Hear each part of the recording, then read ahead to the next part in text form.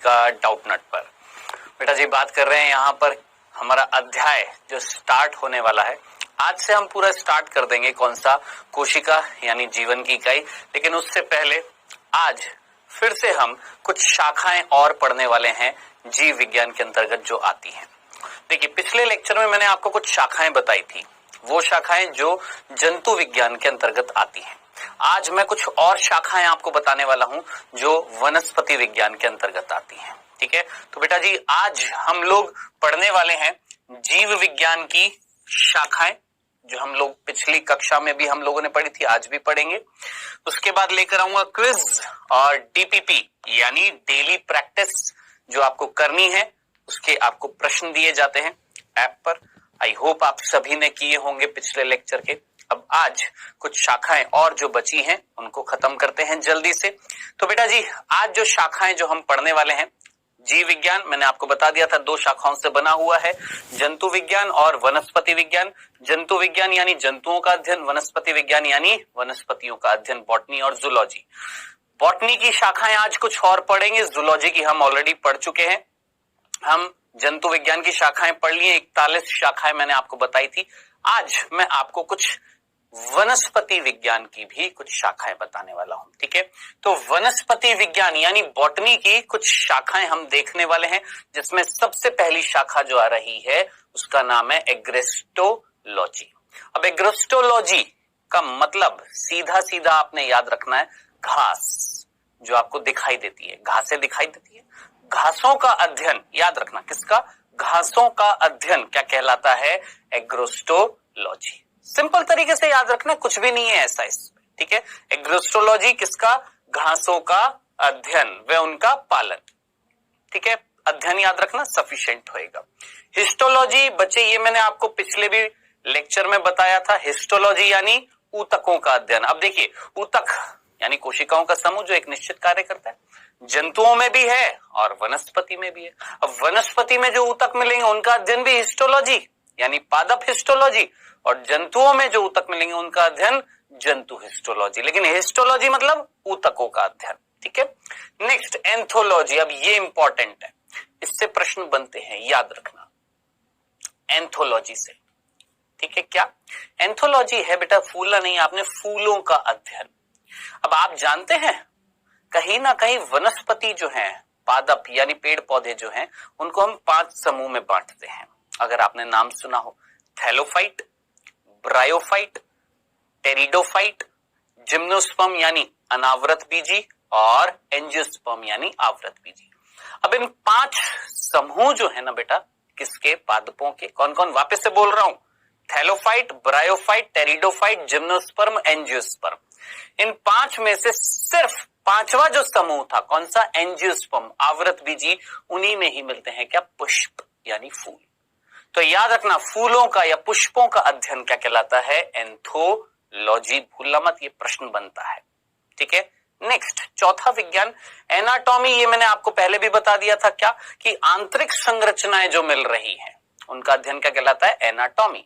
अब पादपों में भी आंतरिक संरचनाएं मिलती हैं, जंतुओं में भी मिलती हैं, तो पादपों में जो आंतरिक संरचनाएं मिल रही है उनका अध्ययन भी एनाटॉमी, और जंतुओं में भी जो आंतरिक संरचनाएं मिल रही है उनका अध्ययन भी एनाटॉमी। तो बताएं ये सिंपल सी 4 शाखाएं आज की आज में याद हो जाएंगी। ठीक है, चले आगे। नेक्स्ट बेटा जी 5वीं जो विज्ञान है, शाखा है टेक्सोनॉमी। बहुत इंपॉर्टेंट, पिछले लेक्चर में भी मैंने आपको बता दिया था टेक्सोनॉमी यानी कोई जीव अगर खोजा जाता है तो हम क्या करते हैं? उसकी पहचान करते हैं, उसका नामकरण करते हैं, उसका वर्गीकरण करते हैं। अब अगर वो जीव जंतु है तो वो प्राणी टेक्सोनॉमी के अंतर्गत आएगा, और अगर कोई पादप खोजा गया है, हम उसकी क्या कर रहे हैं? पहचान कर रहे हैं, उसका नामकरण कर रहे हैं, उसका वर्गीकरण कर रहे हैं, तो वो पादप टेक्सोनॉमी है। तो टेक्सोनॉमी दोनों चीजों में सेम है, जंतु विज्ञान में भी और वनस्पति विज्ञान में। तो टेक्सोनॉमी के अंतर्गत 3 चीजें मत भूलना, कतई मत भूल जाना। क्या क्या बेटा? पहचान, नामकरण और वर्गीकरण। ये 3 चीजों का अध्ययन जब हम करते हैं तो वो विज्ञान क्या कहलाता है? टेक्सोनॉमी, जिसको हम वर्गीकी भी बोलते हैं। भूलना मत, क्या बोलते हैं? वर्गीकी। ठीक है, चलें आगे। Next space biology. अब स्पेस बायोलॉजी क्या है? देखिए, स्पेस यानी अंतरिक्ष और बायोलॉजी यानी जीव विज्ञान, यानी कहीं ना कहीं अंतरिक्ष में अगर हम किसी जीव का अध्ययन करते हैं, पर्टिकुलरली किसी पादप का अध्ययन करते हैं, तो वो क्या कहलाता है? Space biology. यानी अंतरिक्ष में, वायुमंडल में स्थित पादपों का अध्ययन क्या कहलाता है? Space biology. ठीक है, भूलेंगे तो नहीं। Next, pteridology. अब नाम से सिंपल सा पता लग रहा है, टेरिडोलॉजी यानी किसका अध्ययन होएगा? टेरिडोफाइट्स का। इससे सिंपल क्या होएगा? टेरिडोफाइट कौन है? पादपों का एक समूह है, याद रखना, टेरिडोफाइट। टेरिडोफाइट का अध्ययन pteridology. Next, bacteriology. Bacteria, simple, bacteria यानी जीवाणु, है ना? तो जीवाणुओं का या बैक्टीरिया का अध्ययन क्या कहलाएगा? बैक्टीरियोलॉजी, यानी जीवाणु का अध्ययन बैक्टीरियोलॉजी, सिंपल। Next, bryology. अब जरा सोचिए, अभी मैंने आपको बताया था ना, थैलोफाइट, ब्रायोफाइट, टेरिडोफाइट। टेरिडोफाइट का अध्ययन टेरिडोलॉजी, तो ब्रायोफाइट का अध्ययन ब्रायोलॉजी, सिंपल। तो ब्रायोफाइट का अध्ययन ब्रायोलॉजी, टेरिडोफाइट का अध्ययन टेरिडोलॉजी, बैक्टीरिया यानी जीवाणुओं का अध्ययन बैक्टीरियोलॉजी, स्पेस बायोलॉजी यानी अंतरिक्ष में जब पादपों का अध्ययन करते हैं तो स्पेस बायोलॉजी। और कोई पादप पहचाना जा रहा है, उसका वर्गीकरण किया जा रहा है, उसका नामकरण किया जा रहा है, तीनों चीजों का अध्ययन किया जाता है, तो क्या कहलाती है? वर्गीकी या टेक्सोनॉमी। सिंपल है, सब कुछ सिंपल है, दिखने में बहुत सिंपल है, याद नहीं रहता है, रिवीजन करते रहिएगा। ठीक है, कितनी शाखाएं हो गई हैं बेटा जी? 9। Next, dendrology. भैया बहुत इंपॉर्टेंट है ये, इससे ज्यादा इंपॉर्टेंट इसी के नीचे डेंड्रोक्रोनोलॉजी। एक है डेंड्रोलॉजी और एक है डेंड्रोक्रोनोलॉजी। अब ये ज्यादा इंपॉर्टेंट है।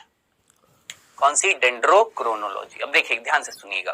देखिए, आपको बाहर वृक्ष दिखाई देते हैं, हाँ बिल्कुल होते हैं, झाड़ियां होती है, वृक्ष होते हैं, शूप होती है, ये सारे होते हैं। तो वृक्षों का और झाड़ियों का अध्ययन क्या कहलाता है? डेंड्रोलॉजी। बाहर जो आपको वृक्ष जो बड़े बड़े दिखाई दे रहे हैं, छोटी छोटी झाड़ियां दिखाई दे रही है, उनका अध्ययन क्या कहला रहा है? डेंड्रोलॉजी। चलो, ये तो समझ में आ गया। सर, डेंड्रोक्रोनोलॉजी क्या है? ध्यान से सुनना। क्या आप किसी पेड़ की आयु का पता लगा सकते हैं? देखिए, दिमाग में ये प्रश्न आते ही आपको याद आ जाएगा। 11वीं कक्षा में आपने पढ़ा होगा कि जब हम पेड़ को काटते हैं तो काटने के बाद उसमें इस तरीके से कुछ वले मिलते हैं,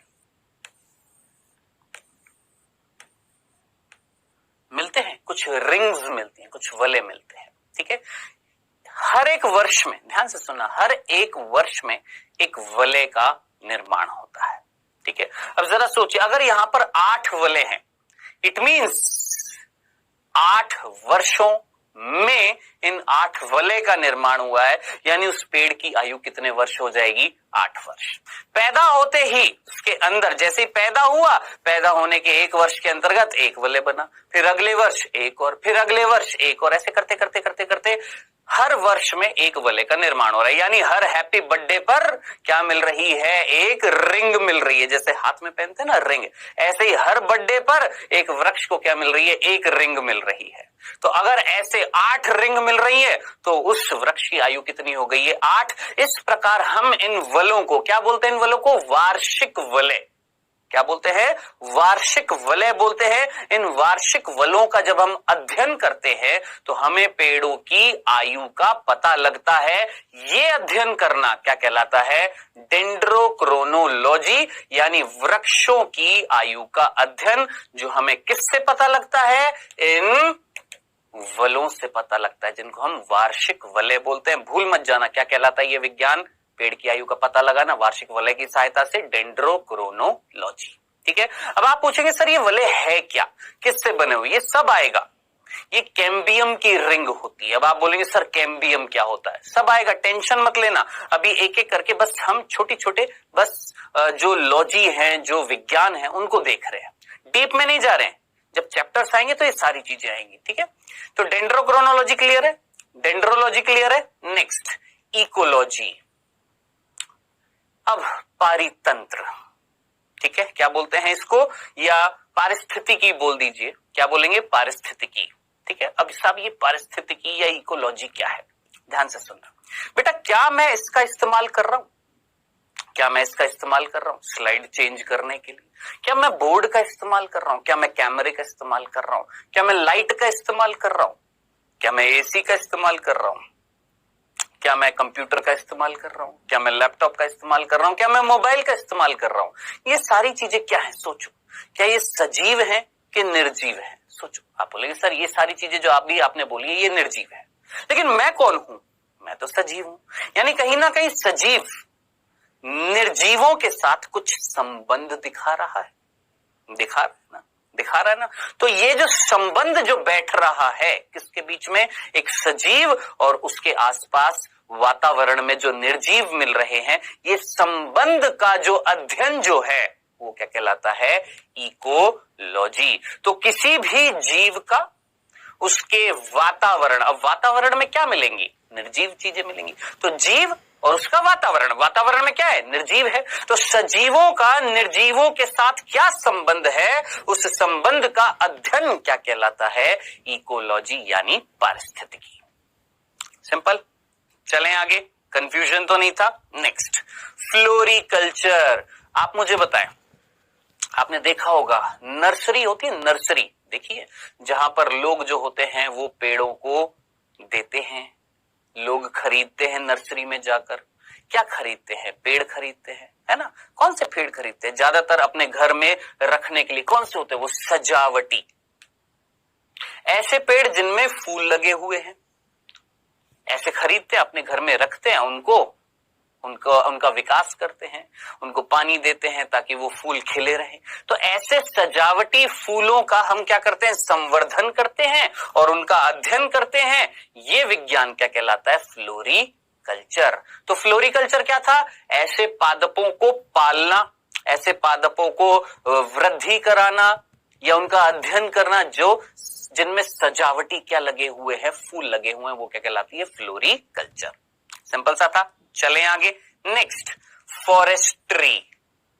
अब देखिए नाम में फॉरेस्ट आ रहा है, और फॉरेस्ट जो होता है उसे हम क्या बोलते हैं? वन, है ना। जंगल जो होते हैं उनको हम क्या बोलते हैं? वन। तो अब आप मुझे बताएं, वनों का अध्ययन किसका? वनों का अध्ययन, जंगलों का अध्ययन, फॉरेस्ट का अध्ययन क्या कहलाएगा? फॉरेस्ट्री कहलाएगा। याद रखना। अब यहां पर जो सबसे इंपॉर्टेंट जो विज्ञान था वो ये था, याद रखना। एक तो डेंड्रोक्रोनोलॉजी और एक इकोलॉजी, ये दो तो कतई मत भूलना। और ये भी इंपॉर्टेंट है, फ्लोरिकल्चर भी इंपॉर्टेंट है। ये सारे ये पांचों में से ये तीन तो बहुत इंपॉर्टेंट है। आप बोलेंगे दो नहीं है, दो भी है, लेकिन ये तीन जो है ये ज्यादा इंपॉर्टेंट है। ठीक है, चले आगे। नेक्स्ट बेटा जी, लाइकेनोलॉजी। ओ हो, नाम में आ रहा है लाइकेनोलॉजी में लाइकेन वर्ड आ रहा है, लाइकेन। याद है किसी बच्चे को लाइकेन क्या था? इमेजिन करो, सोचो, लाइकेन क्या था? नहीं याद आ रहा? चलो मैं आपको बताता हूं, ध्यान से सुनना। आपको ये वर्ड याद आ रहा है? ध्यान से सुनना। सहजीवी संबंध याद आ रहा है? सहजीवी संबंध इंग्लिश में बोलते, ध्यान से सुनना, सिम्बायोटिक रिलेशनशिप। डेफिनेटली याद होगा, और जिनको याद नहीं है ध्यान से सुनना। देखिएगा बेटा, एक मैं हूं और एक सामने मेरा दोस्त है।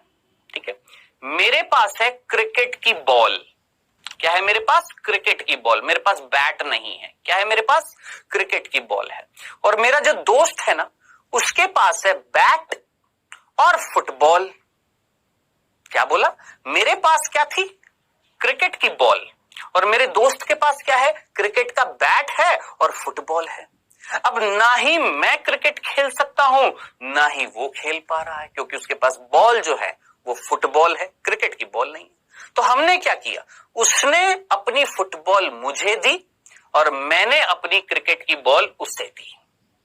अब वो जाकर क्रिकेट खेल सकता है और मैं जाकर फुटबॉल खेल सकता हूं। अब जरा सोचिए, इस परिस्थिति में दो जीव थे, एक ए और एक बी। ए ने किसकी हेल्प करी? बी की। बी ने किसकी हेल्प करी? ए की। ऐसा संबंध जिसमें दो जीव ऐसा संबंध जिसमें दो जीव एक दूसरे की मदद करते हैं, एक दूसरे की सहायता करते हैं, एक दूसरे की हेल्प करते हैं, ऐसा संबंध क्या कहलाता है? सहजीवी संबंध कहलाता है। मीनिंग समझ में आ गया? कोई प्रॉब्लम तो नहीं थी? चलें आगे। अब इधर देखना बेटा, आप सभी ने ध्यान से सुनना, आप सभी ने नाम सुना होगा शैवाल, जिसको हम क्या बोलते हैं? एल्गी। ठीक है। और आप सभी ने नाम सुना होगा कवक, जिसको हम बोलते हैं फंजाई या फंगस, फफूंदी जिसको हम बोलते हैं। अब हमने बोला कि भैया ये है शैवाल, मान लो ये कौन है? शैवाल, और ये है कवक। ये शैवाल है और ये कवक है, कवक और शैवाल। ठीक है ना? अब ध्यान से देखना, ध्यान से देखना, ये शैवाल और ये कवक एक दूसरे के पास आए और दूसरे से जुड़ गए। अब ये जो जगह है ना, ये जगह, ये जगह, ये जो जगह जो है, ये जो स्थान जो है जहां पर शैवाल और कवक एक दूसरे से जुड़े हुए हैं।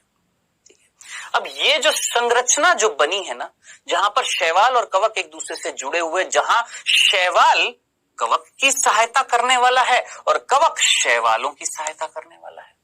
शैवाल जो भोजन बनाएगा वो भोजन देगा किसको? कवक को, और कवक बदले में जल लेकर आएगा और जल दे देगा किसको? शैवाल को। यानी दोनों एक दूसरे की सहायता कर रहे हैं, और वो स्थान जहां कवक और शैवाल एक दूसरे से जुड़े थे, एक दूसरे से संपर्क में आए थे, एक दूसरे को सहायता प्रदान करने के लिए एक दूसरे के संपर्क में आए थे, वो जगह, ये वाली जगह कहलाती है लाइकेन। क्या कहलाती है? लाइकेन। और इन्हीं लाइकेन का अध्ययन बेटा जी याद रखना क्या कहलाता है? लाइकेनोलॉजी। तो आई होप इतनी सी बात आपको समझ में आ गई होगी कि लाइकेनोलॉजी क्या है? लाइकेन का अध्ययन। लाइकेन क्या था? ध्यान से सुनना, सहजीवी संबंध था। किसके बीच? शैवाल और कवक के बीच में। खत्म, इतनी सी बात याद रह जाएगी, भूलना मत इस चीज को। ठीक है। नेक्स्ट, ये हम ऑलरेडी देख चुके हैं, माइक्रोबायोलॉजी, यानी जो सूक्ष्म जीव होते हैं, जैसे जीवाणु हैं, जैसे विषाणु हैं, जैसे प्रोटोजोआ है ना, ये जितने भी ऐसे जीव जिनको हम नग्न आंखों से नहीं देख सकते, हमें सूक्ष्मदर्शी की सहायता लेनी पड़ती है। ऐसे जीवों का अध्ययन, ऐसे सूक्ष्म जीवों का अध्ययन क्या कहलाता है? माइक्रोबायोलॉजी, यानी सूक्ष्म जीव विज्ञान। ठीक है, चले नेक्स्ट। मार्फोलॉजी, ये बेटा ऑलरेडी ये भी मैं आपको पहले बता चुका हूं। मार्फोलॉजी यानी बाहरी अध्ययन, एनाटॉमी आंतरिक अध्ययन। तो मार्फोलॉजी याद रखना क्या? कि बाहर से जो आकार जो दिखता है, बाहर से जो संरचना जो दिखती है, बाहरी संरचना, बाहरी आकार। देखिए बाहर से पेड़ कैसा दिख रहा है? लंबा दिख रहा है। कैसा दिख रहा है? बौना दिख रहा है। बाहर से पुष्प का रंग दिख रहा है, सफेद दिख रहा है, बैंगनी दिख रहा है, लाल दिख रहा है, कलिकाएं दिख रही है, शाखाएं दिख रही हैं, पर्ण दिख रही हैं, नोकीली है या नहीं है ना? तो ये कैसा अध्ययन है? बाहरी अध्ययन है कि आंतरिक है? बाहरी। तो ऐसा बाहरी अध्ययन क्या कहलाता है? मार्फोलॉजी या आकारिकी। सिंपल सा था। चलिए भैया, भूल मत जाना अपनी लाइफ में, अभी अभी मैंने आपको कवक बताया था, कवक यानी फंजाई बोला था ना बेटा। कवक का अध्ययन भूल मत जाना, किसी भी हालत में स्टार बना दिया है, माइकोलॉजी कहलाता है, भूल मत जाना। कवक का, जिसको हम फफूंदी भी बोलते हैं, इंग्लिश में फंगस या फंजाई बोलते हैं, इनका अध्ययन क्या कहलाता है? माइकोलॉजी। ठीक है, याद रखना, मैं जहां पर जोर देकर बोलूं वो जरूर याद रखना है। नेक्स्ट, माइकोप्लाज्मोलॉजी। आप जानते हैं इस पृथ्वी पर सबसे छोटा जीव या सबसे छोटी कोशिका क्या है? जानते? फिर से सुनना, प्रश्न ये है, इस पृथ्वी पर सबसे छोटा जीव जो है वो एक कोशिका है। क्या बोला मैंने? सबसे छोटा जीव एक कोशिका है। अब वो अगर सबसे छोटा जीव है, इट मींस वो सबसे छोटी कोशिका है। तो आपसे एक तरीके से दो प्रश्न बन गए। सबसे छोटा जीव कौन सा है, ये पहला। सबसे छोटी कोशिका कौन सा है, ये दूसरा। और दोनों का आंसर सेम है, क्या, माइकोप्लाज्मा। याद रखना, कौन बेटा जी, माइकोप्लाज्मा जो होता है, याद रखना माइकोप्लाज्मा। फिर बोल रहा हूं, ध्यान से सुनना, माइकोप्लाज्मा इस पृथ्वी पर मिलने वाला सबसे छोटा जीव बोल दीजिए या सबसे छोटी कोशिका बोल दीजिए, उस माइकोप्लाज्मा का अध्ययन क्या कहलाता है, माइकोप्लाज्मोलॉजी। नाम से पता लग जाएगा, माइकोप्लाज्मोलॉजी, माइकोप्लाज्मा का अध्ययन। ठीक है, तो यहां पर जो ये जो शाखाएं आई हैं, इनमें सबसे इंपॉर्टेंट थी ये वाली, क्योंकि ये हम पहले देख चुके हैं, ये हम ऑलरेडी देख चुके हैं, ये भी इंपॉर्टेंट है, लाइकेनोलॉजी ये भी इंपॉर्टेंट है। ये नाम से पता लग रहा है माइकोप्लाज्मा का अध्ययन, याद हो जाएंगी।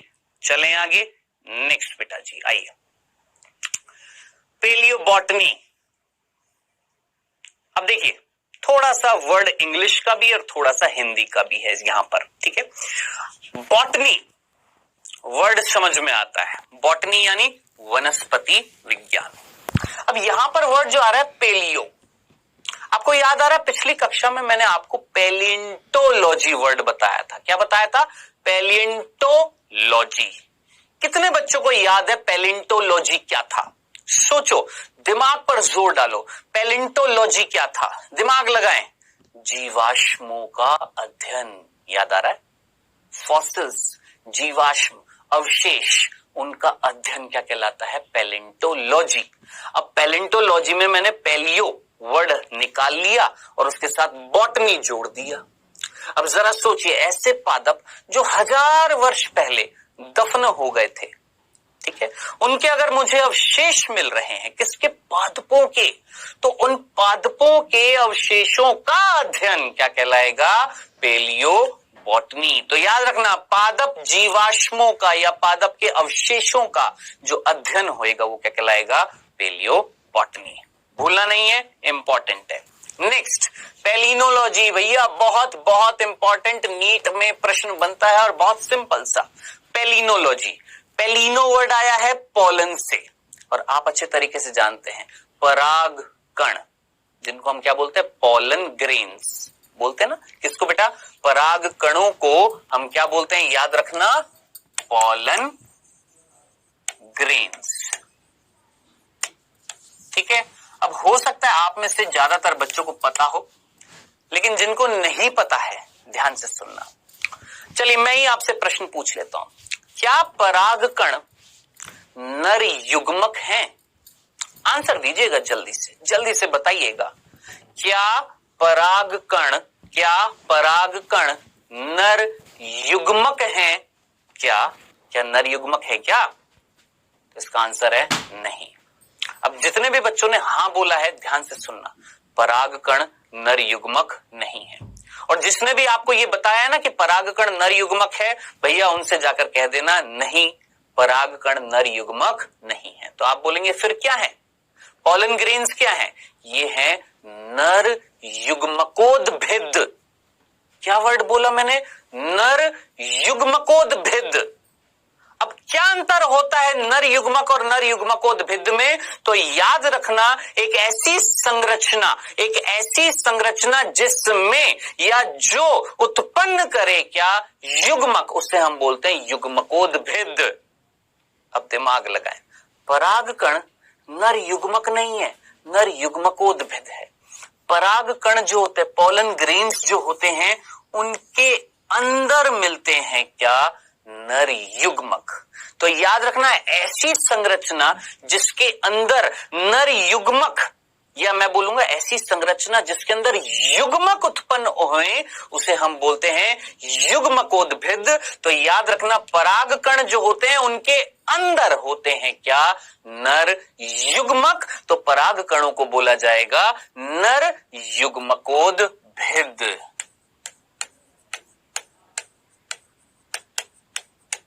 भूल मत जाना बेटा जी इस चीज को, ठीक है। पराग कण कौन होते हैं बेटा, नर युग्मकोद्भिद होते हैं, जिनके अंदर क्या होते हैं, नर युग्मक होते हैं। और इन्हीं पराग कणों का अध्ययन क्या कहलाता है, पेलिनोलॉजी। ये बहुत इंपॉर्टेंट है, ये नीट में प्रश्न आया है, याद रखिएगा, ये नीट में प्रश्न आया है। पेलिनोलॉजी क्या होती है? पराग कणों का अध्ययन। अलग अलग प्रकार के पराग कण होते हैं, संरचनात्मक रूप से देखें, कई छोटे होते हैं, कई बड़े होते हैं, कोई नुकीले होते हैं, कोई अलग अलग आकृति के होते हैं। तो अलग अलग पराग कणों का अध्ययन क्या कहलाता है बेटा जी? पराग कणों का अध्ययन पेलिनोलॉजी। भूल मत जाना कृपया करके इसको, ठीक है। Next, pedology. मृदा देखिए आपने, आप बोलेंगे हाँ सर देखिए, आपने अलग अलग प्रकार की मृदा देखी है। कभी लाल मृदा देखी है, कभी काली मृदा देखी है, आपने कहीं ना कहीं रोड़ी देखी होगी, बजरी देखी होगी, रोड़ी है, बजरी है ना। क्ले देखिए, क्ले नहीं सुना नाम? अगर सुना है तो अच्छी बात है। क्ले होती है, रोड़ी होती है, बजरी होती है ना। तो अलग अलग प्रकार की क्या होती है? मृदा होती है। लाल रंग की भी होती है, काले रंग की भी होती है, भूरे रंग की भी होती है। अलग अलग रंग की क्या होती है? मृदा होती है, मिट्टी होती है, सॉइल होती है। उस मृदा का अध्ययन क्या कहलाता है? पीडोलॉजी। याद रखना, भूलना मत, इंपॉर्टेंट है। नेक्स्ट, फाइकोलॉजी या एल्गोलॉजी। फाइकोलॉजी या एल्गोलॉजी। आगे बढ़ने से पहले जल्दी से मुझे आंसर बताएं, माइकोलॉजी क्या था? जल्दी से बताओ, माइकोलॉजी क्या था? माइकोलॉजी क्या था? कवक का अध्ययन, है ना। अब कवक किसके साथ सहजीवी संबंध बना रहा था जिससे लाइकेन बना था? याद करिए, शैवाल के साथ। शैवालों को हम एल्गी बोलते हैं, तो एल्गी से वर्ड आया क्या? एल्गोलॉजी। और शैवालों का अध्ययन या तो बोलिए एल्गोलॉजी या बोलना क्या? फाइकोलॉजी। अगर आपको 11वीं कक्षा याद आ रही हो, याद आ रही है? लाल शैवाल, भूरी शैवाल, हरी शैवाल पढ़ी थी। लाल शैवाल को बोलते हैं रोडोफाइसी, भूरी को फियोफाइसी, हरी को क्लोरोफाइसी। फाइसी वर्ड जो है उससे आया है क्या? फाइको। तो फाइकोलॉजी बोल दीजिए या एल्गोलॉजी बोल दीजिए। किसका अध्ययन बेटा जी? शैवालों का अध्ययन क्या कहलाएगा? याद रखना, फाइकोलॉजी या एल्गोलॉजी। माइकोलॉजी क्या था? कवक का अध्ययन। जब दोनों जुड़ जाते हैं, एक दूसरे की सहायता करते हैं, तो बनता है लाइकेन। लाइकेन का अध्ययन लाइकेनोलॉजी, ठीक है। Next, pharmacology. देखिए, फार्मा वर्ड आ रहा है, फार्मा, ठीक है। आपने औषधियां सुना होगा ना। औषधियां जो होती हैं बेटा जी, कहीं ना कहीं पादपों से मिलती है। तुलसी के पेड़ से औषधि मिलती है या नहीं मिलती है? नीम से औषधियां मिलती हैं, बिल्कुल मिलती हैं। अब ये ऐसे पादप, ध्यान से सुनना, ऐसी वनस्पति, ऐसे पादप जिनसे औषधियां मिलती हैं, तो उन औषधीय पादपों का अध्ययन क्या कहलाता है? फार्मेकोलॉजी।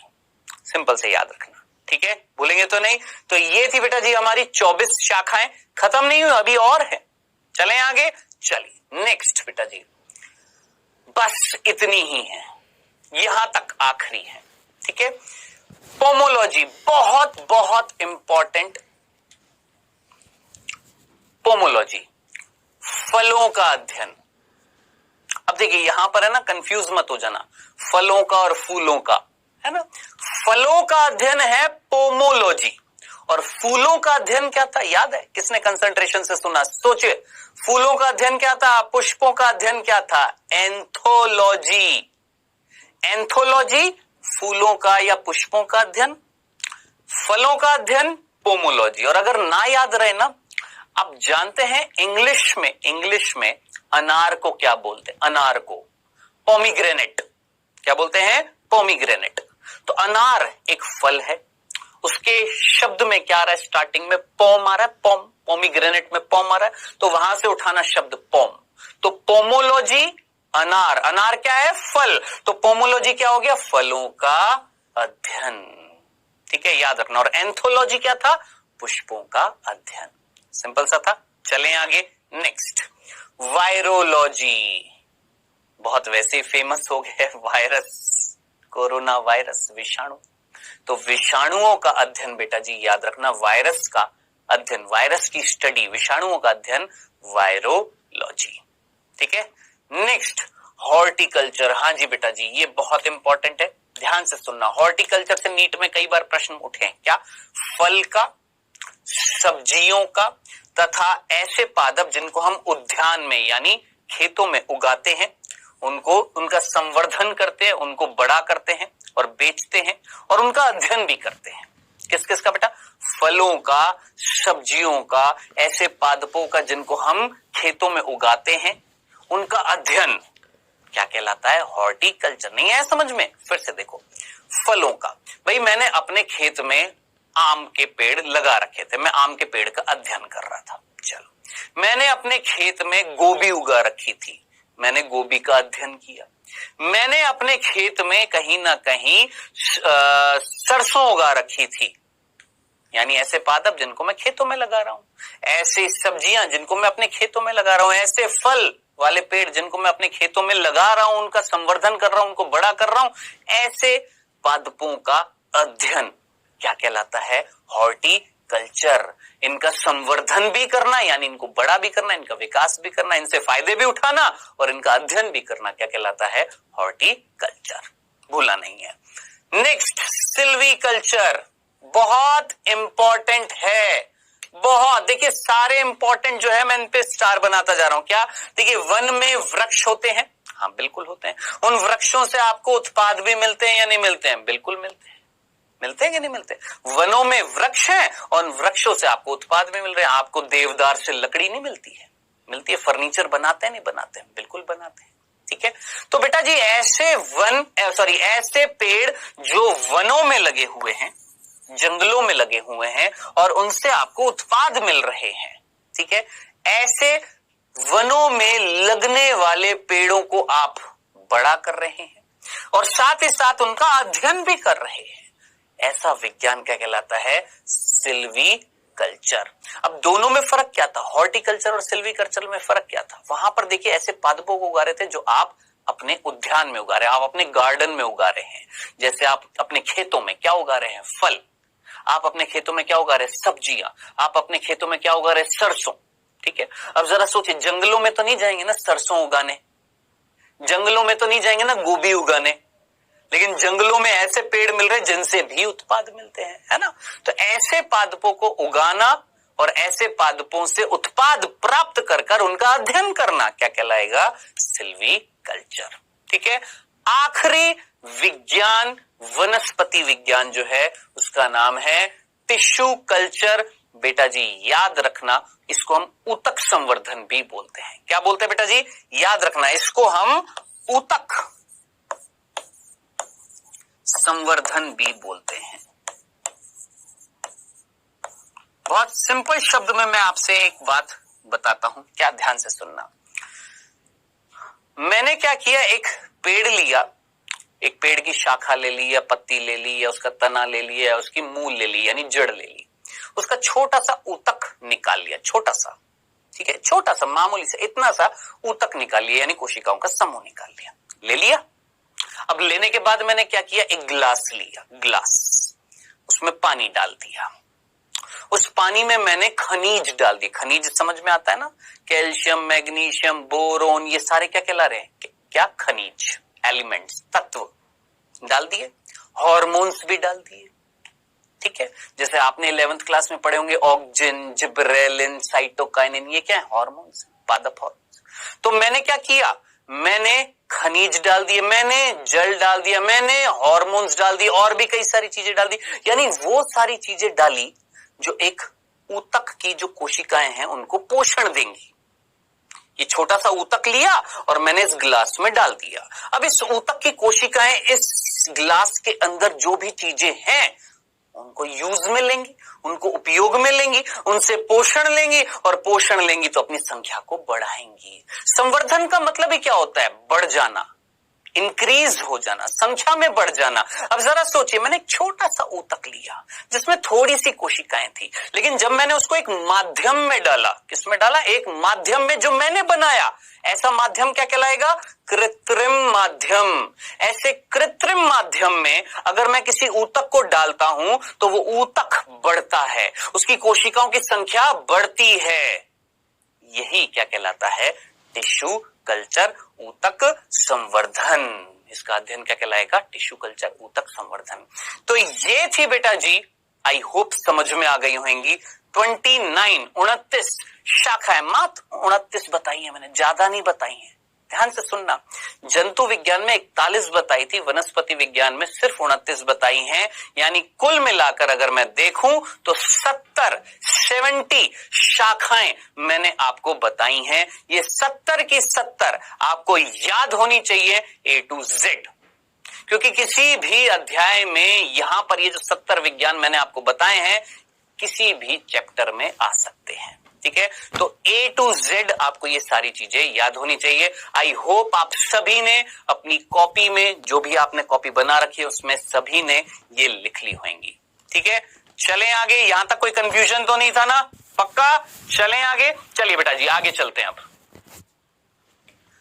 आई होप बच्चों आप सभी ने यहां तक लिख लिया होगा और समझ में भी आ गया होगा। ये सारी जितनी भी विज्ञान हमने देखे हैं, वनस्पति विज्ञान की शाखाएं जो हमने देखी हैं, जंतु विज्ञान की हमने जितनी भी शाखाएं देखी हैं, ये सारी आपने याद रखनी है बेटा जी। ठीक है, देखिए मैं यहाँ पर नीट का कोर्स कराने आया हूँ। ठीक है, और नीट में ध्यान से सुनिएगा, नीट की जब हम प्रिपरेशन करते हैं तो उसमें सबसे इंपॉर्टेंट चीज क्या होती है? वो होता है रिवीजन। बायो इजी लगती है लेकिन दिक्कत कहां पर होती है कि हम पुरानी चीजें भूल जाते हैं। तो आपने क्या करना है? पुरानी सारी की सारी चीजों को रिवाइज करते हुए चलना है। जैसे हमने पिछले लेक्चर में जूलॉजी की यानी जंतु विज्ञान की जितनी भी शाखाएं पढ़ी थी वो सारी आपने याद रखनी है, और इसी प्रकार वनस्पति विज्ञान की जितनी भी शाखाएं वो सारी याद रखनी है। ठीक है, कहीं ना कहीं किसी ना किसी चैप्टर में ये शाखाएं आ जाती हैं जो मैंने आपको बताया है। ठीक है, तो ये सारी आपने कॉपी में लिखनी है। ठीक है, और रोज सुबह उठकर इनको याद करना है। ठीक है, चलें आगे।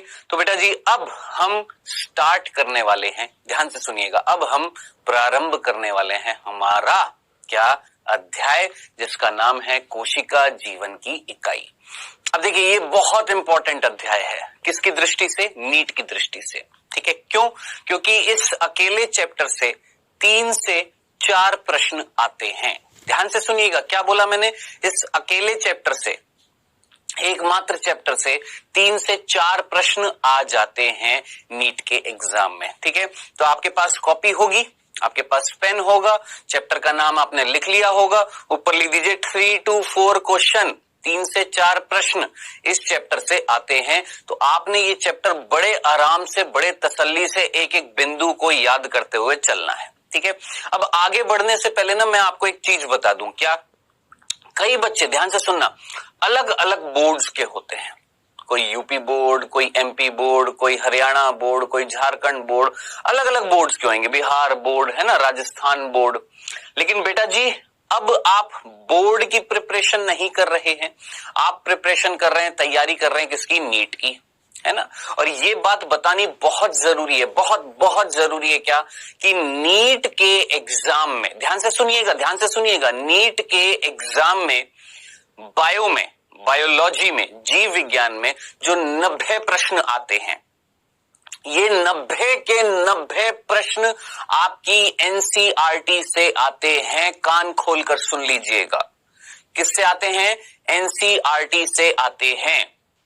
आज से पहले 2013 से अगर पहले की मैं बात करूं, 2013 से पहले की, तो एनसीईआरटी के बाहर से भी प्रश्न आते थे। तो हम लोग जब नीट की तैयारी करते थे, ध्यान से सुनना, हमारे टीचर्स हमें बहुत सारी चीजें एक्स्ट्रा पढ़ाते थे। क्यों? क्योंकि क्वेश्चंस बहुत सारे एक्स्ट्रा बाहर से आते थे। सिमिलरली जो एम्स का एग्जाम होता था, जिपमर का एग्जाम होता था, एएमयू का एग्जाम होता था, एएफएमसी का एग्जाम होता था, इन सभी में तो बहुत हाई लेवल के प्रश्न आते थे जो एनसीईआरटी से बाहर के आते थे। लेकिन उसके बाद में 2013 के बाद में क्या हुआ कि कहीं ना कहीं कंपटीशन बढ़ने लग गया था। ध्यान से सुनिएगा, कंपटीशन बढ़ने लग गया था। ठीक है, कंपटीशन बढ़ने लग गया तो मेंटल प्रेशर ज्यादा आने लग गया बच्चों पर। आप लोगों ने सुना होगा कई बच्चों ने सुसाइड तक कर लिया था, है ना। बिल्कुल हुआ है, वास्तविकता है, हकीकत है। इस चीज को ध्यान में रखते हुए बाद में ये डिसाइड किया गया कि अब एनसीईआरटी से बाहर प्रश्न नहीं आएंगे। पेपर जो होएगा इजी भी नहीं होएगा, मैं ये नहीं बोलूंगा कि इजी होएगा, लेकिन हाँ प्रश्न जो होंगे ना वो सारे के सारे आपके 90 to 90 प्रश्न जो होंगे ना वो आपकी आएंगी एनसीईआरटी से। अब दिक्कत क्या होती है मेरे को पता है क्या, कि आप में से कई बच्चे जो अलग अलग बोर्ड्स के ना, आपके अलग अलग बोर्ड्स में अलग अलग एनसीईआरटी थी जो आपके लोकल पब्लिकेशंस की होती थी, ठीक है। अब आपने क्या करना है, ध्यान से सुनिएगा, सीबीएसई, ध्यान से सुनिएगा, सीबीएसई की जो एनसीईआरटी आती है, सीबीएसई बोर्ड की जो एनसीईआरटी आती है, इंग्लिश मीडियम में भी होती है, हिंदी मीडियम में भी होती है, ठीक है। तो सीबीएसई बोर्ड की जो एनसीईआरटी आती है उसको फॉलो करना है, क्योंकि अलग अलग बोर्ड्स में अलग अलग एनसीईआरटी हो जाती है ना। तो आपने जो सीबीएसई बोर्ड की जो एनसीईआरटी है उसको फॉलो करना है, उसी में से ही आते हैं प्रश्न, ठीक है। तो हमारी तैयारी कैसी रहेगी मैं आपको बता देता हूं बेटा जी। हमारी तैयारी कैसी रहेगी, हम एनसीईआरटी की एक एक लाइन को घोट कर पी जाएंगे।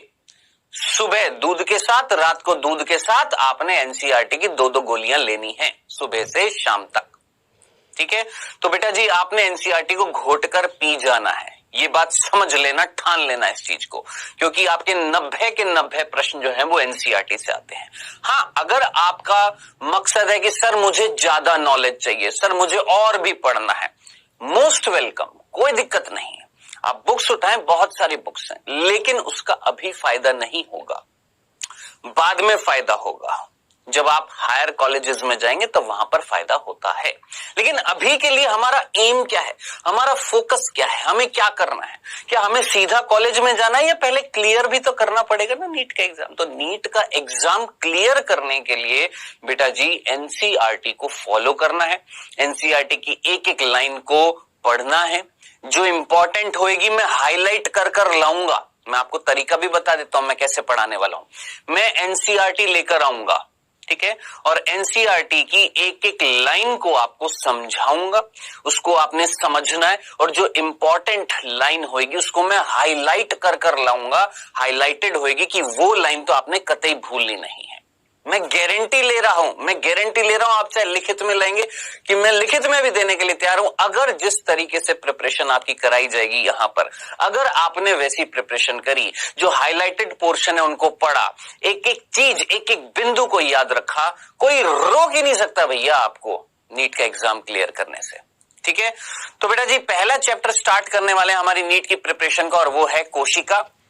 ये मैं आपको पहले भी बता चुका हूं कि नीट की प्रिपरेशन करनी है, बोर्ड की नहीं करनी है। और नीट की प्रिपरेशन जो होती है वो स्टार्ट कहां से होती है, बिगिनिंग कहां से होती है। जिस तरीके से एक दीवार खड़ी की जाती है तो उसकी नींव रखी जाती है, उसी तरीके से जीव विज्ञान, जीवों का अध्ययन कर रहे हैं। सोचिए, मैं सजीव हूं, आप सजीव है, हमारे आसपास कई सजीव है, कुत्ता है, बिल्ली है, गाय है, घोड़ा, ये सारे सजीव है ना।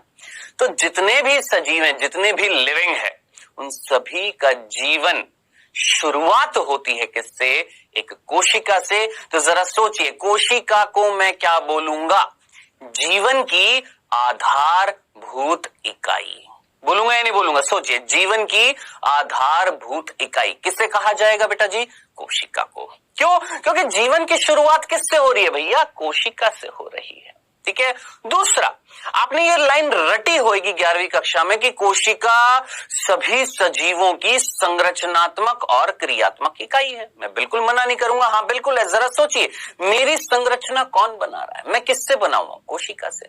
मेरे अंदर जो भी कार्य हो रहे हैं, मैं श्वसन कर रहा हूं, मैं उत्सर्जन कर रहा हूं, मेरे अंदर परिसंचरण हो रहा है, मेरे अंदर तंत्रिका तंत्र कार्य कर रहा है, ये सारे कार्य कौन कर रहा है भैया? मैं किससे बना हुआ हूं? कोशिका से। तो जरा सोचिए, कोशिका को मैं क्या बोलूंगा? मेरी संरचनात्मक और क्रियात्मक इकाई। इकाई का मतलब वन। अब जरा सोचिए, मेरी हर एक कोशिका, मेरी हर एक कोशिका मेरे शरीर का निर्माण कर रही है, मेरी संरचना बना रही है, हाँ जी बना रही है, कार्य कर रही है, हाँ जी कर रही है। इसलिए क्या बोला जाएगा? कोशिका को जीवन की संरचनात्मक और क्रियात्मक इकाई कहते हैं, क्योंकि एक अकेली कोशिका एक संपूर्ण जीव को बना भी सकती है। जरा सोचिए, एक जीवाणु, दिमाग लगाएं, एक जीवाणु, नाम सुना है? बैक्टीरिया, है ना। आप सभी ने नाम सुना होगा क्या? क्लेमाइडोमोनास सुना है, अमीबा, पैरामीशियम, युगलीना, है ना? ये क्या है? ये जीव ही तो है, लेकिन ये कैसे जीव है? ये एकल कोशिकीय जीव है। हम कैसे हैं? बहुकोशिकीय हैं। हम कैसे बेटा? बहुकोशिकीय हैं। और जो मैंने अभी नाम लिए वो कैसे हैं? एकल कोशिकीय। अब जरा सोचिए, हमारे जीवन की शुरुआत किससे हुई? एक कोशिका से। और ये जो सभी सजीव हैं ये क्या है? एकल कोशिकीय, यानी अकेली कोशिका संरचना भी बनाती है और कार्य भी कर रही है। इसीलिए कोशिका को क्या बोलते हैं? संरचनात्मक और क्रियात्मक इकाई। रटना नहीं है, आपसे कोई नहीं पूछेगा नीट में कि संरचनात्मक और क्रियात्मक इकाई कौन है। नहीं, ये बिल्कुल बेसिक सा प्रश्न है, इतना सिंपल भी नहीं पूछा जाएगा। ऐसा मत सोचना कि बिल्कुल ही सिंपल आ जाएगा, आएगा, मैं मना नहीं कर रहा हूं। क्वेश्चन आपकी एनसीईआरटी से आएंगे, है ना? क्वेश्चन आपकी एनसीईआरटी से आएंगे, सिंपल आएंगे, लेकिन इतना भी गिरा हुआ लेवल नहीं आएगा नीट का कि ये प्रश्न पूछ ले कि बताओ भैया संरचनात्मक और क्रियात्मक इकाई कौन सी है। छोटा सा बच्चा जानता है भैया कोशिका है, ठीक है, लेकिन ये मीनिंग बताना जरूरी था कि कोशिका जो है वो हमारी संरचनात्मक और क्रियात्मक इकाई है। चलें आगे, पक्का? अब ध्यान से सुनना। अब आगे बढ़ने से पहले सोचना, दिमाग लगाना। बेटा मेरे सामने बहुत सारी चीजें हैं, है ना? मेरे सामने ये पेन है, बोर्ड है, ये चेंजर है, कैमरा है ना?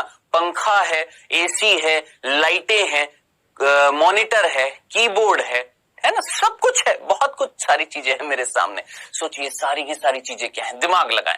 ये सारी की सारी चीजें जो हैं ये हैं निर्जीव। कैसी हैं? निर्जीव। जबकि हम कैसे हैं? सजीव। हम कैसे हैं बेटा जी? हम हैं सजीव। और ये सारी चीजें जो हैं ये कैसी हैं बेटा जी? याद रखनी है आपने, निर्जीव है, ठीक है। अब आप मुझे बताएं निर्जीव और सजीव में, ये निर्जीव है, मैं सजीव हूं, मेरे और इसके बीच में क्या अंतर है? दिमाग लगाएं, सोचिए मेरे और इसके बीच में क्या अंतर है? आप बोलेंगे सर ये चल नहीं सकता, वेरी गुड, बहुत अच्छी बात है। सर ये सांस नहीं ले सकता, मैं बोलूंगा बहुत अच्छी बात है। सर इसके अंदर रक्त नहीं है, मैं बोलूंगा बहुत अच्छी बात है, वेरी गुड।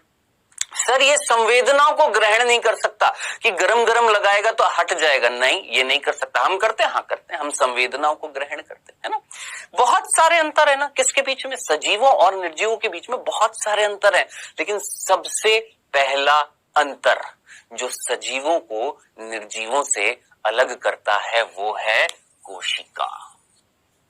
सबसे बेसिक यूनिट, सबसे बेसिक, सबसे आधारभूत संरचना जो सजीवों को निर्जीवों से अलग करती है वो है क्या बेटा जी? कोशिका। मैंने क्यों बोला आधारभूत, बेसिक क्यों बोला? सोचिए, मैंने बोला हम गति करते हैं, हाँ करते हैं, हम उत्सर्जन करते हैं, हम श्वसन करते हैं, हमारे अंदर रक्त बह रहा है, हम सोच रहे हैं, संवेदना, बेटा ये सारे कार्य कर कौन रहा है? सोचो, मेरे शरीर में, आपके शरीर में कौन कर रहा है? कोशिकाएं तो कर रही है ना।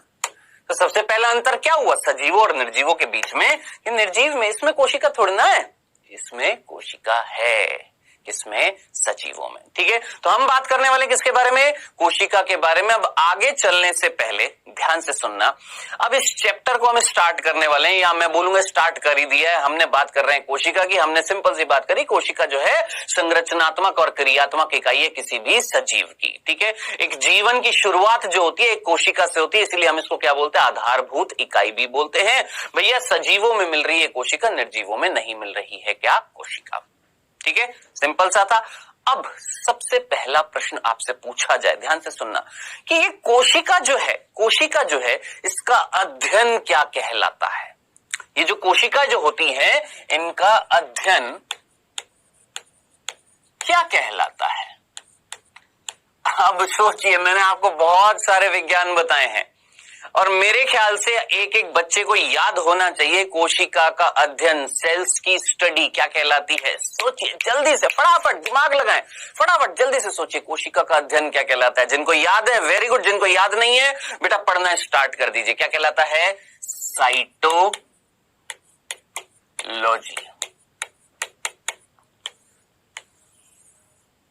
साइटोलॉजी, ठीक है भैया। देखो हमारे पढ़ाने का ना तरीका ऐसा होगा, ऐसा फील होगा कि आपको एक ऑफलाइन क्लास में पढ़ रहे हो, ठीक है, सामने कैमरा है, लेकिन फिर भी मुझे ऐसा लग रहा है इस कैमरे के अंदर से बहुत सारे अनेक बच्चे मुझे देख रहे हैं और इन अनेकों बच्चों में से मैक्सिमम बच्चे नीट का एग्जाम क्लियर करने वाले हैं। तो कृपया करके मेरी जो उम्मीद है ना, मेरा जो लक्ष्य है वो लक्ष्य आपका भी होना चाहिए, क्या कि हमारा नीट का एग्जाम क्लियर हो। ठीक है, तो ये एक एक्सपीरियंस जो मैंने लिया है ऑनलाइन कोचिंग्स में और ऑफलाइन कोचिंग्स में, बस वही मैं देने की कोशिश करूंगा। आपको एक ऐसा फील कराने की कोशिश करूंगा कि हाँ, मैं आपके सामने ही खड़ा हूं, हाँ, मैं आपके ब्लैक बोर्ड के सामने ही खड़ा हूं, हाँ, मैं आपसे प्रश्न पूछूंगा, हाँ, आपको फील होगा कि हाँ सर आपके सामने ही खड़े हैं और आपसे प्रश्न पूछ रहे हैं, आपको आंसर देना है ना। तो बेटा जी, सबसे पहली चीज, कोशिका का अध्ययन क्या कहलाता है? साइटोलॉजी। ऑलरेडी मैंने आपको बता दिया, बहुत सारे विज्ञान मैंने आपको पढ़ाए हैं, है ना। तो इतने सारे जो विज्ञान, लगभग 70 मैंने आपको शाखाएं बताई है, उनमें से साइटोलॉजी था, क्या था? कोशिका का अध्ययन।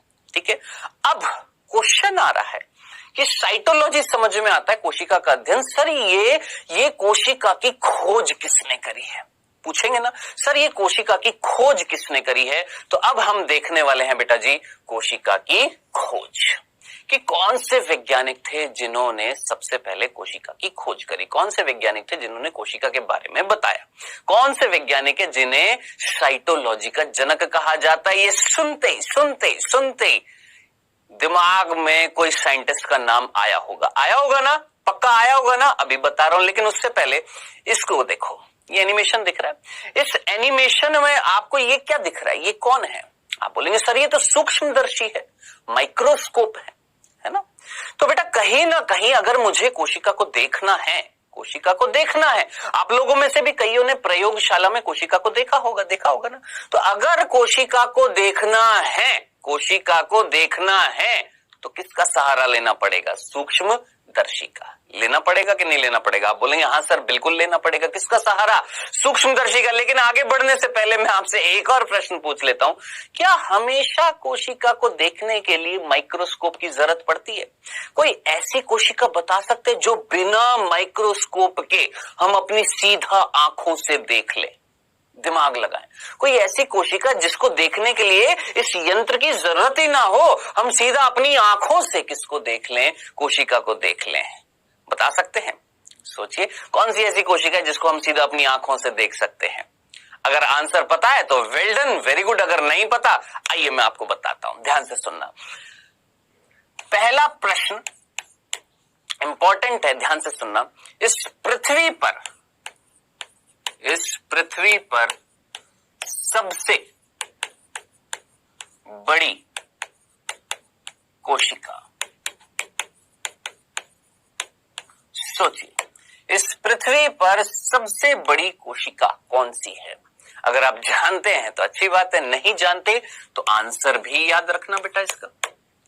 जानते हैं एक ऐसा पक्षी जो उड़ नहीं सकता, बहुत भारी होता है पक्षी, कौन? शुतुरमुर्ग।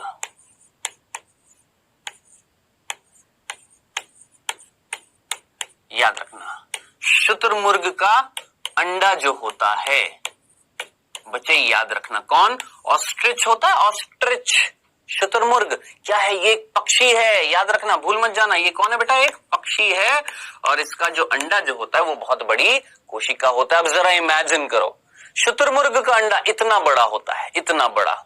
कौन होता है? शुतुरमुर्ग का अंडा इतना बड़ा होता है। अब इतने बड़े अंडे को क्या मैं सूक्ष्मदर्शी की सहायता से देखूंगा? नहीं, मैं तो अपनी सीधा आंखों से देख रहा हूं। और अगर मैं अपनी आंखों से देख रहा हूं किसको? शुतुरमुर्ग के अंडे को, इट मीन्स मैं क्या देख रहा हूं?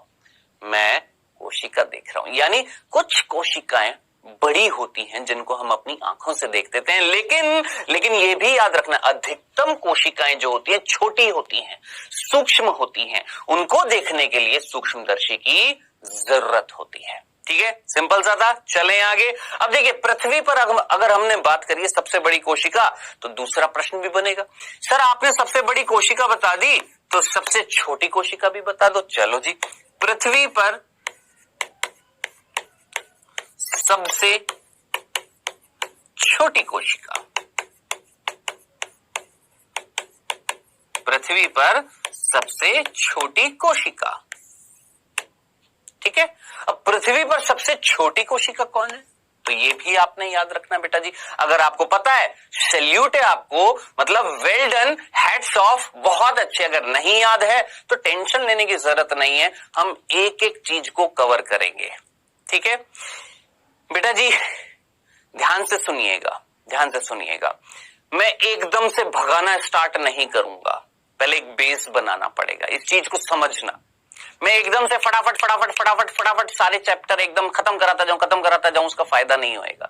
जब तक आप के अंदर ये काबिलियत ना पैदा हो जाए कि जब हम कोर्स कर ले तो आप खुद भी अपने आप से जब पढ़े तो आपको चीज समझ में आ जाए, ठीक है। तो ये काबिलियत पैदा करना स्टार्ट कर देना कि जब आप बुक, देखिए कई बार हम बुक्स उठाते हैं, मन नहीं करता, छोड़ देते हैं। क्यों? क्योंकि इंटरेस्ट नहीं होता है। क्यों नहीं होता है? क्योंकि इंटरेस्टिंग वे में चीजें पढ़ी नहीं होती हैं। तो कोशिश मैं करूंगा इंटरेस्टिंग वे में पढ़ाने की, ताकि आपके अंदर ये खुद में काबिलियत पैदा हो जाए, ठीक है। तो बेटा जी सबसे छोटी कोशिका कौन सी है? तो याद रखना है माइकोप्लाज्मा।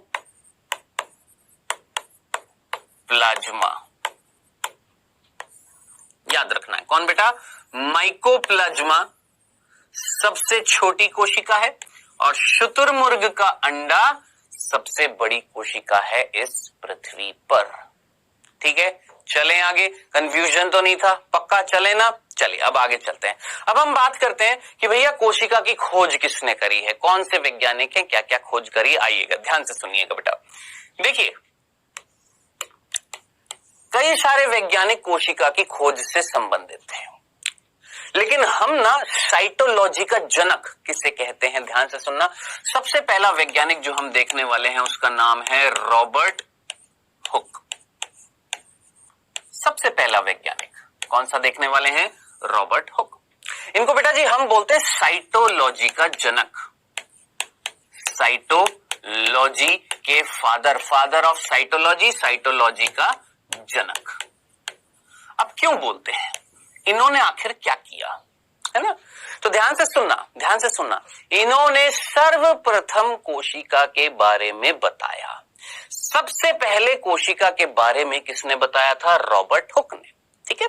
अब क्या बताया, क्या देखा इन्होंने, कैसे, क्या सारी चीजें, वो सारी चीजें मैं आपको बताऊंगा। लेकिन बताने से पहले जरा एक छोटा सा प्रश्न मैं आपसे पूछता हूं कि रॉबर्ट हुक जो थे, क्या वो बायोलॉजी के साइंटिस्ट थे, कि केमिस्ट्री के साइंटिस्ट थे, कि फिजिक्स के साइंटिस्ट थे, भौतिक वैज्ञानिक थे, रासायनिक वैज्ञानिक थे, या जैव वैज्ञानिक थे? तो आप बोलेंगे सर बायोलॉजी में पढ़ रहे हैं, इनको बायोलॉजी पढ़ रहे, जीव विज्ञान पढ़ रहे, तो जीव वैज्ञानिक होंगे? नहीं, ये एक भौतिक वैज्ञानिक थे। अब ध्यान से सुनना, एक एक बिंदु आपने याद करते हुए चलना है। ये एक भौतिक वैज्ञानिक थे। आप बोलेंगे सर भौतिक वैज्ञानिक का जीव विज्ञान में क्या काम, है ना? फिजिक्स के साइंटिस्ट का बायोलॉजी में क्या काम था, वो यहां क्या कर रहे थे? आइएगा, ध्यान से सुनना बेटा। अभी अभी मैंने आपको ये सूक्ष्मदर्शी दिखाया था आप जानते हैं सबसे पहले सूक्ष्मदर्शी को किसने खोजा था? जानते हैं? आइए ध्यान से सुनना बेटा। सूक्ष्मदर्शी की अगर मैं बात करूं, यानी माइक्रोस्कोप की अगर मैं बात करूं, तो आपने याद रखना है माइक्रोस्कोप को सबसे पहले सर्वप्रथम खोजा था किसने? जेन्सन ने। जेन्सन ने क्या किया था? सर्वप्रथम आविष्कार किया था या खोज की थी, ठीक है। अब मान लो आप में से कोई ना कोई अपने आप को मान लो कि भैया आप हो जेन्सन, ठीक है। मान लो आप में से एक बच्चा है राम है, वो उसका नाम राम है। राम अपने आप को मान लो कि आप हो जेन्सन, और आपने किसकी खोज कर ली है बेटा जी? सूक्ष्मदर्शी की। लेकिन राम, आपने जो ना सूक्ष्मदर्शी बनाया है या सूक्ष्मदर्शी जो खोजा है वो बहुत अच्छी क्वालिटी का नहीं है, ज्यादा उसमें अच्छे तरीके से दिख नहीं रहा। तो हमें क्या करना पड़ेगा? दूसरा बच्चा है श्याम, उसने बोला सर मैं ना उस राम ने जो माइक्रोस्कोप बनाया है, राम ने जो सूक्ष्मदर्शी बनाया है, उसको मैं मॉडिफाई करूंगा, उसको मैं रूपांतरित करूंगा ना। तो बेटा जी जेन्सन ने सर्वप्रथम खोजा, लेकिन कोई खास अच्छी क्वालिटी का नहीं था। तो इसके बाद आए कौन? श्याम भैया। कौन आए? गैलीलियो।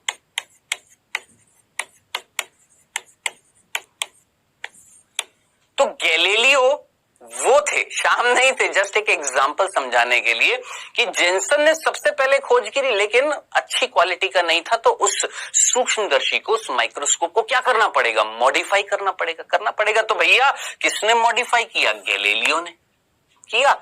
यानी श्याम भैया ने भी क्या कर दिया, मॉडिफाई कर दिया। किसको, सूक्ष्मदर्शी को। अब श्याम ने यानी गैलीलियो ने जो सूक्ष्मदर्शी मॉडिफाई किया, रूपांतरित किया, वो भी कोई खास क्वालिटी का नहीं था। क्या करें, नहीं था, तो भैया फिर कोई ना कोई आएगा।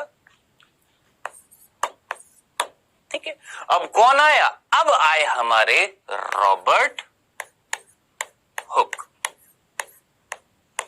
और रॉबर्ट हुक किसके साइंटिस्ट थे, सोचिए, भौतिक वैज्ञानिक, फिजिक्स के साइंटिस्ट थे।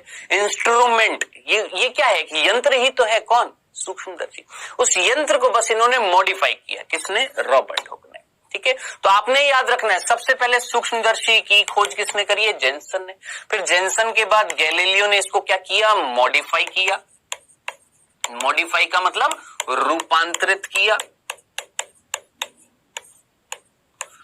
फिर कोई खास क्वालिटी का नहीं था, चलो फिर उसके बाद कौन आया, रॉबर्ट हुक। उन्होंने फिर से क्या किया, मॉडिफाई किया। क्यों, क्योंकि वो एक फिजिक्स के वैज्ञानिक थे, वो एक भौतिक वैज्ञानिक थे। ठीक है, कर दिया।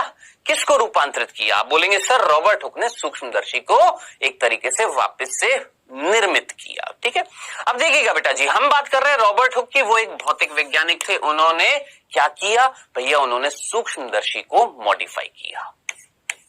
लिख देता हूं, सूक्ष्मदर्शी को रूपांतरित किया। ठीक है, सूक्ष्मदर्शी को रूपांतरित किया, है ना। चलो जी, अब मान लो आप जितने भी मुझे देख रहे हो, सोचो आप एक एक बच्चा अपने आप को मानो क्या, कि आप रॉबर्ट हुक, फील करो, आंखें बंद करके फील करो, मैं रॉबर्ट हुक हूं। मैंने क्या किया, मैंने सूक्ष्मदर्शी को रूपांतरित कर दिया, यानी एक बढ़िया से प्रकार का मैंने सूक्ष्मदर्शी बना डाला। मैंने, आपने अपने आप को रॉबर्ट हुक फील करो, है ना।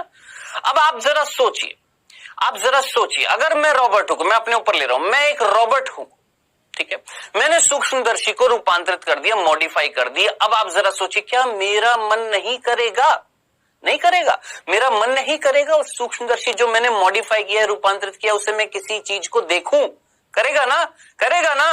तो ओरिजिनल रॉबर्ट हुक का भी करा होगा, है ना। अब इन्होंने क्या किया, ध्यान से सुनना बेटा, इन्होंने एक पादप लिया, कौन सा, ओक पादप लिया। पादप का मतलब प्लांट। उस ओक पादप की इन्होंने निकाली छाल तो समझ में आती है ना, छाल देखिए ना, अपने पेड़ के तने पर होती। ओक पादप की ली छाल, और उस छाल में ना, ध्यान से सुनना, उस छाल में ना क्या देखा उन्होंने, एक छोटा सा उसका पतला सा टुकड़ा लिया, किसका, छाल का। ठीक है, और उस छाल के छोटे से टुकड़े को किसमें देखा भैया, इसमें देखा, किसमें, सूक्ष्मदर्शी जो उन्होंने रूपांतरित किया था। ठीक है, अब उन्होंने इस छाल में क्या देखी थी, आप बोलेंगे सर कोशिकाएं देखी थी। बेटा कोशिकाओं का समूह देखा था, वो था एक ऊतक, कौन सा, कॉर्क ऊतक। क्या बोला, वापस से सुनना, फिर से सुनना, क्या कि हम रॉबर्ट हुक है, रॉबर्ट हुक सूक्ष्मदर्शी को उसने क्या किया, रूपांतरित। उसका मन करा चलो भैया जो रूपांतरण किया है उसमें किसी ना किसी चीज को देखा जाए। उन्होंने एक पादप लिया, ओक पादप, उसके लिए छाल, उस छाल का छोटा सा टुकड़ा लिया जिसमें मिल रहा था कॉर्क ऊतक। ठीक है, अब इस कॉर्क ऊतक क्या है, कोशिकाओं का समूह होता है ना, तो उन्होंने कॉर्क ऊतक को देखा। अब देखने के बाद उन्हें वो संरचना कैसी दिखाई दी, ऐसी देखो, यहां पर दिखेगी, ये दिख रही है, ये वाली संरचना ऐसी दिखाई दी। कैसी, मैं आपको बताता हूं। उनको ये संरचना ना कुछ इस तरीके से दिखाई दी।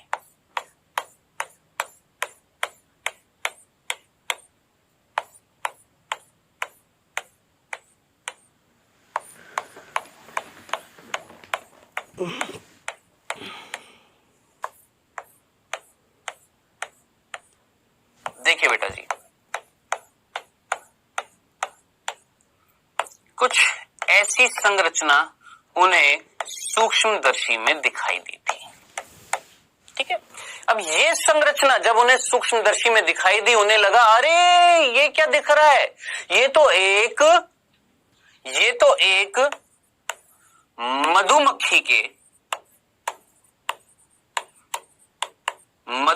के छत्ते के जैसा संरचना दिख रही है।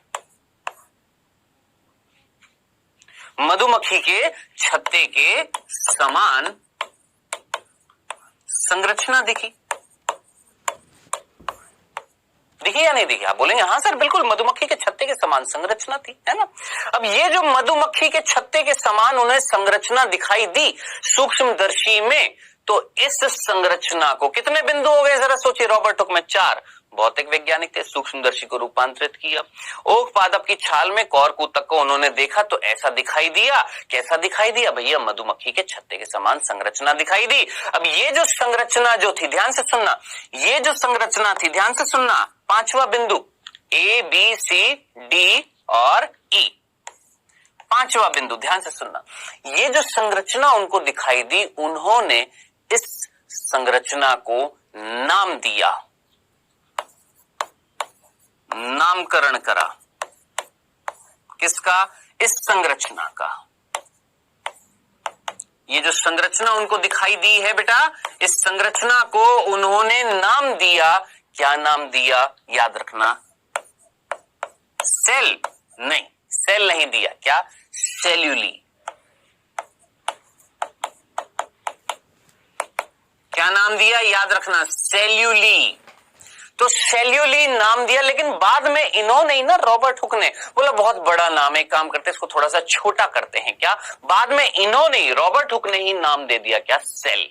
तो पहले क्या नाम दिया? सेल्यूली, और बाद में क्या नाम दे दिया? सेल। तो मैंने आपको कितने बिंदु बताए जरा सोच समझकर मुझे बताएं। मैंने आपको सिर्फ मात्र 5 बिंदु बताए हैं कि रॉबर्ट हुक साइटोलॉजी के जनक थे। चलो जी अच्छी बात है। क्यों जनक थे? क्योंकि सबसे पहले सेल के बारे में, कोशिका के बारे में किसने बताया? रॉबर्ट हुक ने। रॉबर्ट हुक एक भौतिक वैज्ञानिक थे, सूक्ष्मदर्शी को उन्होंने रूपांतरित किया था। उससे पहले गैलीलियो ने किया और उससे पहले खोज करी थी किसने? जेनसन ने। ये मैंने आपको बताया। फिर इन्होंने अगर रूपांतरित किया तो इनका मन करा देखने का, तो इन्होंने क्या किया? एक ओक पादप लिया, उसकी छाल ली, उसके अंदर कौरकुतक देखा। कौरकुतक कैसा दिखा उनको? ऐसा दिखा। कैसा? मधुमक्खी के छत्ते के समान, जिसको उन्होंने नाम दे दिया सेल्यूलाई। खत्म। और बाद में नाम दे दिया क्या? सेल। ठीक है। कितने बिंदु हो गए? 5।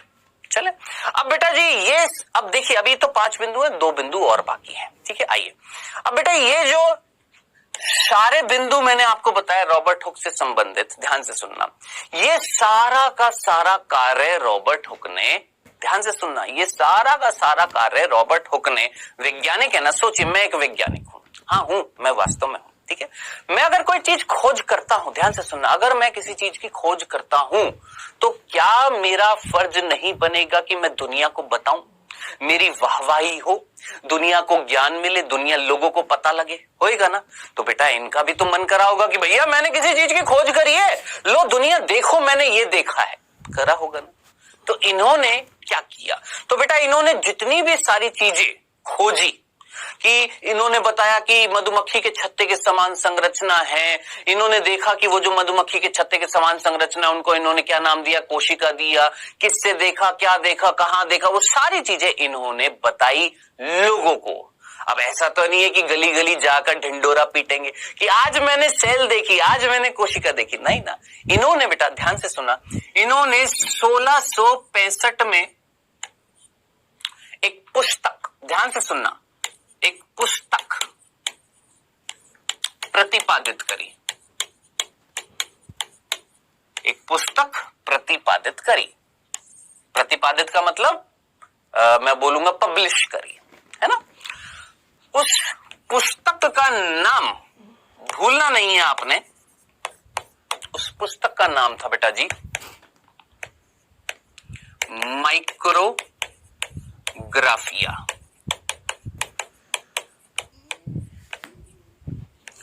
माइक्रोग्राफिया वो पुस्तक का नाम है जो 1665 में उन्होंने क्या करी थी, पब्लिश करी थी, प्रतिपादित करी थी, जिस पुस्तक में उन्होंने संपूर्ण चीजों को बताया जो उन्होंने देखी। उन्होंने बताया कि मैं भौतिक वैज्ञानिक हूं, मैंने रूपांतरित किया किसको, सूक्ष्मदर्शी को। मैंने ओक पादप की छाल में कौरकुतक को देखा, मतलब उस टाइम तो ऊतक के बारे में नहीं पता था, लेकिन बाद में पता लगा कि उन्होंने क्या देखा, कॉर्क ऊतक को देखा। अब वो ऊतक को जब उन्होंने देखा तो उन्होंने बताया कि मुझे संरचना कैसी दिखाई दी, मधुमक्खी के छत्ते के जैसी। साहब मैं इसको नाम दे रहा हूं, क्या, सेल्यूलाई। बाद में नाम पलटकर उन्होंने क्या दे दिया था, सेल दे दिया था। ठीक है, अब ये सारी चीजें उन्होंने 1665 में इस पुस्तक में बताई, है ना। अब आखिरी बिंदु रॉबर्ट हुक से संबंधित, ध्यान से सुनना। रॉबर्ट हुक ने जो कोशिकाएं देखी थी, ये जो कोशिकाएं देखी थी, आखिरी बिंदु है बेटा जी, ध्यान से सुनना। रॉबर्ट हुक ने ये जो सारी की सारी चीजें देखी, ये जो कोशिकाएं जो उन्होंने देखी, याद रखना है, बहुत इंपॉर्टेंट है। ये कोशिका जो उन्होंने देखी थी, ये मृत कोशिका की खोज की थी। भूलना नहीं है बेटा जी कि रॉबर्ट हुक ने जो कोशिका देखी थी वो मृत कोशिका थी। अब आपका दिमाग खनकेगा, आप बोलेंगे सर मृत कोशिका क्या होती है, पूछेंगे ना कि सर मृत कोशिका क्या होती है, सर मृत कोशिका और जीवित कोशिका में क्या अंतर है, सर हमारे अंदर जो कोशिकाएं मिल रही हैं वो तो जीवित हैं, रॉबर्ट हुक ने जो देखी वो कौन सी थी, मृत कोशिका थी, सर इनमें अंतर क्या है, पूछेंगे ना, करेगा ना मन कि सर इनमें अंतर क्या है मृत कोशिका और जीवित कोशिका में। तो बेटा थोड़ा सा धैर्य रखिएगा, आज मैंने आपको सिर्फ और सिर्फ एक वैज्ञानिक बताया है, कौन सा, रॉबर्ट हुक, जिन्होंने मृत कोशिका की खोज करी है।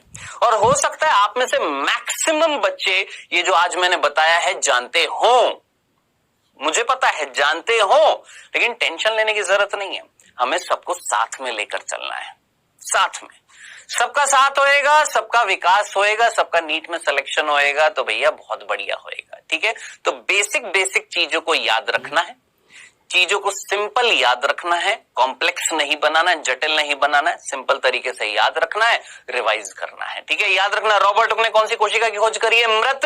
अब नेक्स्ट लेक्चर में, ध्यान से सुनना, नेक्स्ट लेक्चर में जब हम आएंगे, नेक्स्ट लेक्चर में, तो नेक्स्ट लेक्चर में हम बात करेंगे किस चीज की, ध्यान से सुनना।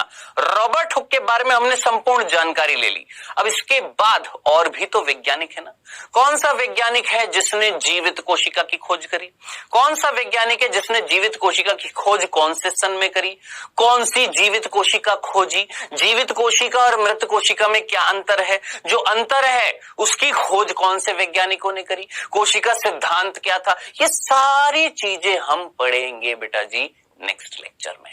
ठीक है, तो बेटा जी प्रॉमिस करिएगा आप सभी मुझे कि जैसे मैं पढ़ाऊंगा वैसे पढ़ना है, अपने हाथ से जो मैं पढ़ा रहा हूं उसको अपने हाथ से नोट्स बनाकर अगर लिख सकते हैं तो बहुत अच्छी बात है, नहीं भी लिख सकते तो कृपया करके अपनी एनसीईआरटी को हाईलाइट जरूर करिएगा, क्योंकि अगले से मतलब नेक्स्ट लेक्चर से मैं एनसीईआरटी को लाने वाला हूं और उस एनसीईआरटी के इंपॉर्टेंट पॉइंट्स मैं आपको बताने वाला हूं हाईलाइट करके।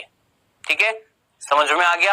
अब समय हुआ है किस चीज का बेटा, 1 मिनट रिवीजन यानी ओएमआर। इट मींस कि आज जो हमने पढ़ा है वो सारा एक बार मैं आपको बताता हूं। देखिए आज हमने वनस्पति विज्ञान की बहुत सारी शाखाएं देखी हैं, लगभग 29 हमने शाखाएं देखी। ठीक है, ये सारी की सारी शाखाएं आपने याद करनी है बच्चा, याद करनी है बेटा जी, भूलना नहीं है।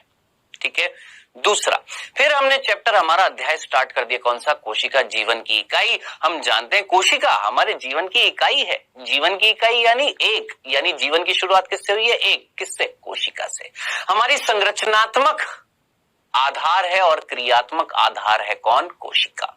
ठीक है, हमारी संरचना भी बना रही है और कार्य भी कर रही है, अब चाहे वो शरीर वो बहुकोशिकीय हो या एकल कोशिकीय हो। ठीक है, फिर हमने बात करी साहब ये जो कोशिका है इस पृथ्वी पर सबसे बड़ी कौन सी है, इस पृथ्वी पर सबसे छोटी कौन सी है, ये बात बताई मैंने। ठीक है, अगले लेक्चर में ये भी बताऊंगा हमारे शरीर में सबसे बड़ी कौन सी है, सबसे छोटी कौन सी है हमारे शरीर में। ठीक है, हाँ जी, फिर उसके बाद मैंने बताया कोशिका की खोज से संबंधित वैज्ञानिक सिर्फ एक बताया, रॉबर्ट हुक, भौतिक वैज्ञानिक थे, रूपांतरित किया था सूक्ष्मदर्शी को, उससे पहले किया था गैलीलियो ने, उससे पहले खोज करी थी किसने, जेनसन ने, ये बताया। फिर रॉबर्ट हुक ने क्या किया, एक पादप लिया, कौन सा, ओक पादप, उसकी छाल ली, छाल में कॉर्क ऊतक को देखा किसमें, सूक्ष्मदर्शी में, कैसा दिखाई दिया, मधुमक्खी के छत्ते के जैसा, उसको नाम दे दिया सेल्यूलाई, है ना। बाद में उन्होंने ये सारी की सारी चीजें 1665 में एक पुस्तक में छाप दी थी, एक पुस्तक में बताई थी जिसका नाम था माइक्रोग्राफिया।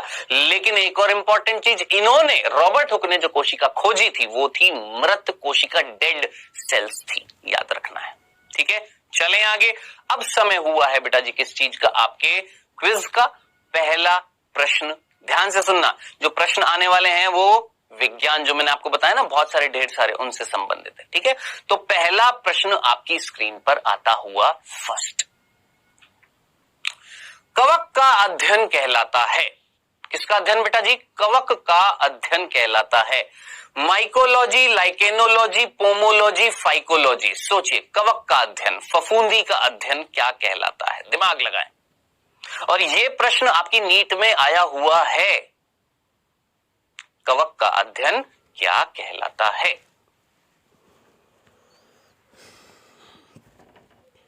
जल्दी से सोचिए, फटाफट सोचिएगा बेटा जी।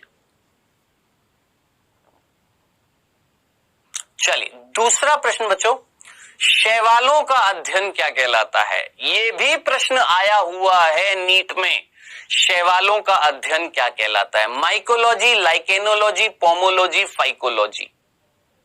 दिमाग लगाएं, शैवालों का अध्ययन क्या कहलाता है। और मैंने बोला था कवक और शैवाल दोनों का अध्ययन बहुत इंपॉर्टेंट है। चलिए समय हुआ समाप्त, आइए डिस्कस करते हैं बेटा।